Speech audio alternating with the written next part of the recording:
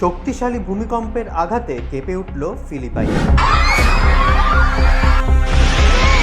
Mindanao দ্বীপের অদূরে 7.8 মাত্রার ওই ভূমিকম্পে বিধ্বস্ত বহুতল ইমারত। স্থানীয় সময় রবিবার সকাল 7:40 কিছু আগে এই ভূকম্পন অনুভূত হয়, আর তাতে অনেক বহুতল ইমারত ভেঙে পড়ে। মাটিতে বসেও দুলতে দেখা যায় প্রাথমিক স্কুলের পড়ুয়াদের। উতলে পড়ে সুইমিং পুলের জল, ভেঙে পড়ে একাধিক ধর্মীয় প্রতিষ্ঠান। অন্যদিকে এই শক্তিশালী ভূমিকম্পের পর এশিয়ার বিভিন্ন দেশে সুনামির সতর্কতা জারি করা হয়েছে।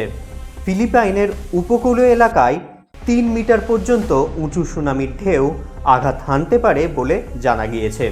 এছাড়াও ইন্দোনেশিয়া ও মালয়েশিয়ার কিছু অংশে সুনামির প্রভাবের আশঙ্কা রয়েছে।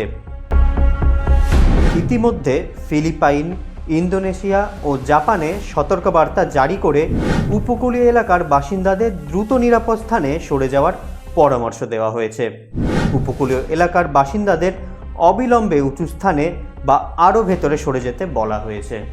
নৌযানগুলোর বিষয়ে বিশেষ নির্দেশনায় বলা হয়েছে বন্দর, মোহনা বা অগভীর উপকূলীয় এলাকায় থাকা নৌকাগুলোকে উপকূল থেকে দূরে সরিয়ে নিতে। এছাড়াও সমুদ্রে থাকা নৌকাগুলোকে পরবর্তী নির্দেশ না দেওয়া পর্যন্ত গভীর সমুদ্রে অবস্থান করার পরামর্শ দেওয়া হয়েছে।